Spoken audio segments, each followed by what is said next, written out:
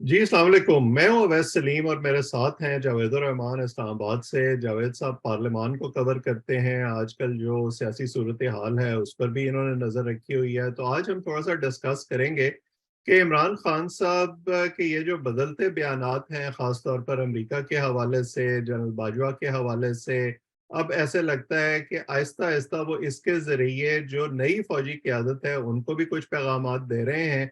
तो इस सब का मतलब क्या है, और फिर जो इलेक्शन पर फोकस है, क्या उनको इलेक्शन की डेट मिलेगी, इन तमाम चीजों पर बात करेंगे।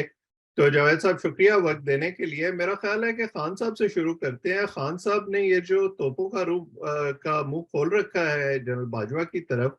जनरल बाजवा तो अब रिटायर हो गए हैं और ऐसे लगता है, वैसे तो खान साहब ये कह रहे हैं कि जी मैं पंचिंग बैग था उनके दौर में, अगरचे वो बड़ी तारीफें किया करते थे खान साहब की।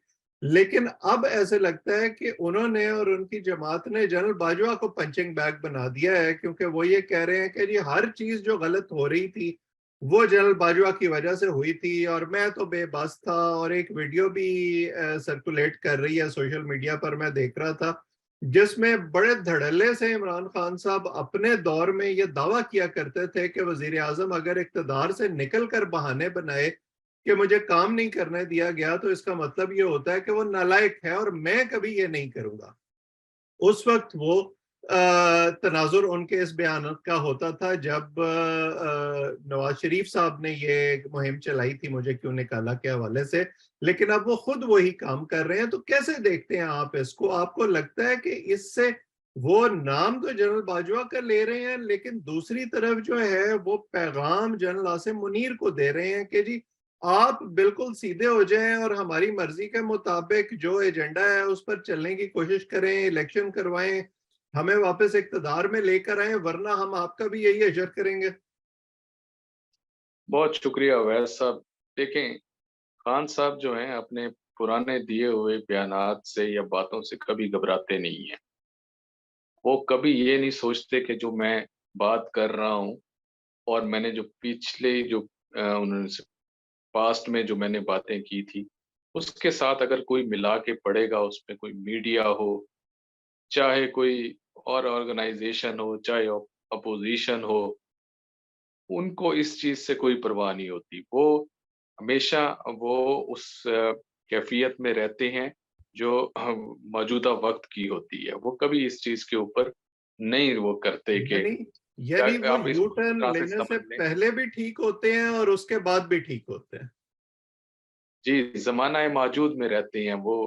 इस किस्म की कैफ़ी वो जो लीडर हैं, इस किस्म के लीडर हैं। उन्होंने एक पुरानी बातें थी, ये लीडरान की कि माज़ी में जिसमें ये कहा जाता था कि मेरा माज़ी देख लें कि मैंने कभी ये बात नहीं की।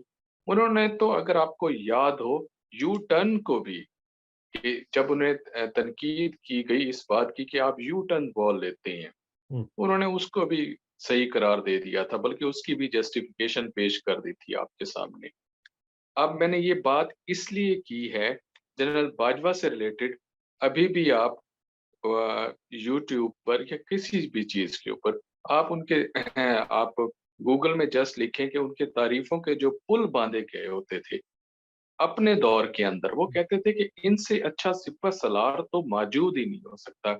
इन्होंने जिस तरीके से फिर वो ना सिर्फ़ यहाँ तक बात करते थे, वो एक और बात भी करते थे कि हम जो तासुर देते थे, वो कहते हैं हम सेम पेज पर हैं, हम सारी चीज़ों को इकट्ठे लेके आगे चल रहे हैं। हम्म। फिर ये हुआ फिर ये हुआ कि क्या कहते हैं कि चिरागों में रोशनी ना रही, फिर एक कहानी बदली, नो कॉन्फिडेंस मोशन आया, फिर आप एक सीक्वेंस देखें लंबा-सा, नो कॉन्फिडेंस मोशन आने के बाद आपका साइफ़र कहीं से आ जाता है। फिर अगर हम इसको फ़ास्ट फॉरवर्ड में लेके जाएँ और आज की तारीख में 12 तारीख तक आ जाएँ, तो देखते हैं कि वो साइफ़र भी यू टर्न उसका भी आ जाता है कि साइफ़र की कहानी कुछ इस तरह से नहीं थी। आपने ये कहा कि वो अपना इशारा किसी और की तरफ या जो मौजूदा सिपह-सलार हैं, उसकी तरफ उनको अपनी बात सुना रहे होते हैं। खान साहब ने देखें, वैसे साइफर को जो है ना वो पिंग पोंग की बॉल बनाया हुआ है। वो कभी दौर उसको गए कभी उस बॉल को अमेरिका की तरफ उछाल देते हैं, कभी जनरल बाजवा की तरफ उछाल देते हैं, कभी जो है पीडीएम की तरफ उछाल देते हैं, जहां दिल करता है साइफर को फिट कर देते हैं वो। देखिए वैसा वो क्या कहते हैं कि वो दिन गए जब खालू खलील फाख्ता उड़ाया करते थे, अब वो वाली बात रहनी नहीं है। हम्म। अब तो इदारों ने जो जिस तरीके से जिनको भी तनकीद किया जाए वो भी सामने आ चुके हैं। जिस तरह से आप इलेक्शन कमीशन ऑफ पाकिस्तान देख लें।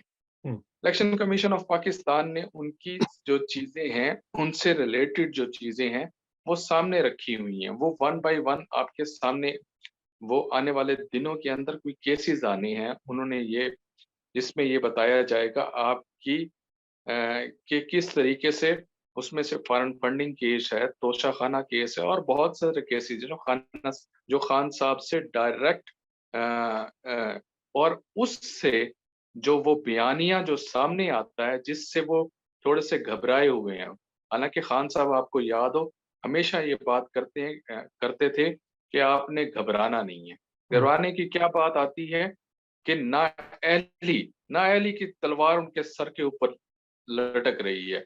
और फिर वो उस सूरत हाल के अंदर कुछ स्टेटमेंट्स हम सामने देती हैं। वो क्या कहती हैं? वो कहते हैं कि जी नवाज शरीफ साहब मुझे नाअहल करना चाहते हैं। नहीं तो मुझे आप ये कह रहे हैं कि ये जो सारे साजिशी मफरूजे अब वो बना रहे हैं, ये बुनियादी तौर पे नाअहली को अपनी वो प्रिएम्प्ट करना चाहते हैं। जी बिल्कुल, इनसे तो यही लगता है कि वो समझ चुके हैं, वो जान चुके हैं कि मेरा एक तो उनको इलेक्शन देखें, उन्होंने अपनी तरफ से बहुत बड़ा गैप क्रिएट करना था, एक खला क्रिएट करनी थी। वो किस सूरत में? मैं 2 सूबों को उड़ा दूँगा और इनकी जब असेंबलियाँ टूट जानी है, हुकूमत मजबूर हो जानी है। भाड़ में गई इकॉनमी, भाड़ में गया मुल्क की सूरत-ए-हाल, ये सैलाब वगैरह, इनको हम्म। छोड़ो। मुझे इन्होंने निकाला ऐवान से, मैं दोबारा वापस आऊँगा, ये सारे मामलात बेहतरीन फिट करके रख दूँगा। और जिस तरह से उन्होंने शुरू में कहा था कि बाहर से लोग अब इधर नौकरियाँ तलाश करने आएँगे, आपका जो पासपोर्ट है, इसकी कदर इतनी बढ़ जाएगी। वो ये इन्हीं ख्वाबों से दोबारा उन्होंने ये सोच के जो नज़र आता था, वैसे उन्होंने दोबारा से ये वैसे ये ख्वाब ताज़ा करवाने में मेरा ख्याल है कि मौजूदा हुकूमत ने उनकी काफी मदद की है, जो इनकी माशी परफॉर्मेंस रही है। जी, अगर हम माशी सूरत-ए-हाल देखें जब हम डिफ़ॉल्ट के इतने करीब पहुँच चुके हैं, वैसे तो मुल्क तो डिफ़ॉल्ट अल्लाह ना करे हो, लेकिन मैं अवैध साहब आपको ये बताऊँ, यहाँ अवाम डिफ़ॉल्ट कर चुकी है। हम्म। माशी जितना बोझ अवाम के ऊपर आ चुका है, उनकी कमर टूट चुकी है, 2 वक़्त की रोटी मुश्किल हो चुकी है। लोगों की गाड़ियाँ जो जिनमें पेट्रोल डाल के कहीं वो जाते थे, वो गाड़ियाँ घरों में खड़ी हैं। लेकिन उसमें हम एक बात बड़ा कर रहे अहम थे कि सवाल पैदा होता है ना जावेद साहब, कि इमरान खान साहब ये तो कहते हैं कि जी आप फौरन इलेक्शन करवाएं और हमें इक्तदार में जब हम आ जाएंगे तो उसके बाद हम सारा कुछ ठीक कर लेंगे। साथ वो ये भी कह चुके हैं कि जो माशी सूरत हाल है, हमें आईएमएफ में दोबारा जाना पड़ेगा। तो आईएमएफ जो मुश्किल कंडीशंस पहले इनके लिए रख रहा था, जिनको अब मौजूदा हुकूमत लेके आगे चल रही है, ये कैसे होगा कि उससे विड्रॉ कर लेगी आईएमएफ की हुकूमत सिर्फ इसलिए कि खान साहब दोबारा इक्तदार में आ गए हैं? हालात तो फिर भी वैसे ही रहेंगे। देखिए, अवैध साहब इसमें मैं 2 बातें करूँगा। हम्म। मौजूदा हुकूमत का दावा ये है कि ये आईएमएफ के साथ जो इस वक़्त जो हम फँसे हुए हैं, जो डील चल रही है, एक तो ये होना है खुदा ना ख़ास्ता अगर आईएमएफ का प्रोग्राम हमारे साथ नहीं आता तो महँगाई का तूफ़ान आ जाना है, ये हम्म। सबको पता है। लेकिन ऐसी सिचुएशन नहीं होनी, इस तरह के हालात वाक़ियात जो लग रही हैं। लेकिन अगर आईएमएफ कबूल भी कर लेता है तो दूसरी सूरत में भी महँगाई जितनी होनी है वो भी जो उन्होंने शराइत हमारे सामने रखी है। दुरुस्त। अब आपने पूछा कि आईएमएफ प्रोग्राम का, आप शौकत तरीन साहब की ऑडियो क्लिप जो आया था आप उसे भूल चुके हैं। हम्म। आप ये चीज़ भूल चुके हैं जब वो इंस्ट्रक्शन दे रहे थे और वो ये बात कर रहे थे कि आपको याद होगा मोहसिन लिगारी साहब आ रहा था सामने, वो ये कह रहे थे कि ये नेशनल इंटरेस्ट के खिलाफ जा रहा है। अब आपको पता है कि एफआईए उनको गिरफ्तार करने के दर पे है। हालां इसमें कोई शक नहीं कि वो दुबई बैठे हैं, हो सकता है कि वो लेट आएँ, वो हुँ, अब वापस उस सूरत में आएँ जब तूफ़ान थम जाए। लेकिन आईएमएफ से रिलेटेड या मुल्क से रिलेटेड जो इनकी मोहब्बत थी, वो उस जावेद ऑडियो टेप साहब, से हमारे सामने शौकत अफ़शा तरीन है। साहब इमरान खान के वजीर खजाना हैं, उनकी पार्टी में शामिल हैं। इमरान खान साहब को आप भूल गए हैं कि वो बिल जलाते रहे हैं, सिविल नाफरमानी की तहरीकें चलाते रहे हैं, फिर वो ये कहते रहे हैं तकरीरों में कि हमें इक़्तिदार से निकाल दिया और इनको ले आए, इससे तो बेहतर था कि मुल्क पर एटम बम मार देते। तो वो फिर कुछ ना कुछ सबक तो अपने लीडर से सीखना है ना तरीन साहब ने।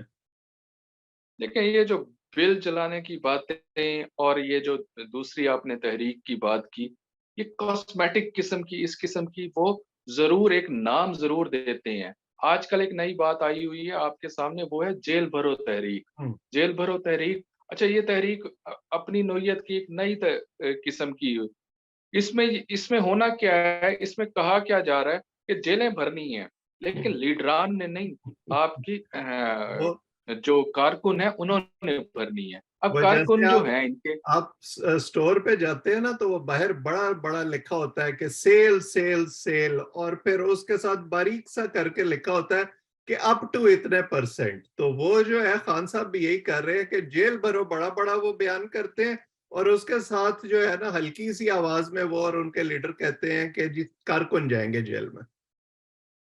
अच्छा जी बिल्कुल, कारकुन और ये आपने सेल की बड़ी अच्छी बात की, वो सेल की चीज़ें वो वही होती हैं जो उनकी पिछले कितने सालों से बिकी नहीं होती, वो हम्म, सामने रख दी जाती हैं।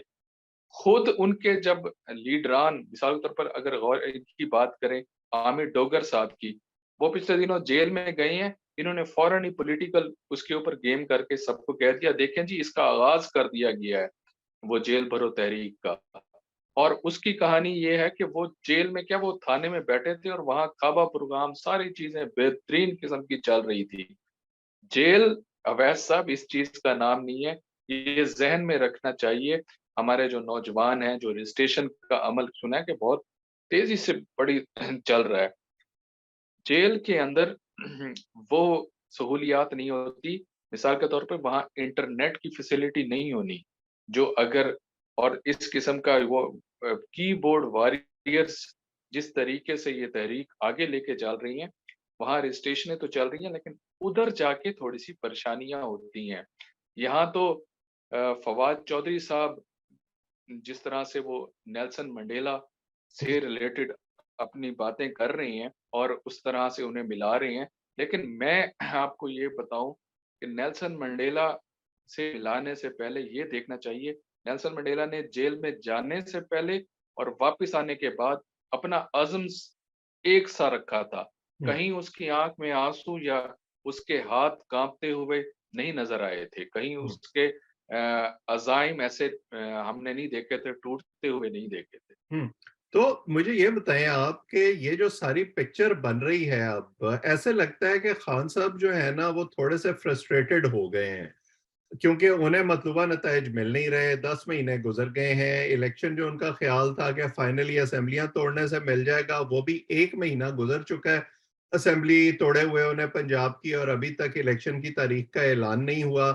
तो क्या ऐसा तो नहीं होगा आइंदा कुछ अरसे के बाद कि खान साहब ये कहेंगे कि जी असल में जनरल बाजवा ने वरगला के मुझसे ये असेंबलियां तोड़वाई हैं, वरना मैं तो नहीं तोड़ना चाहता था।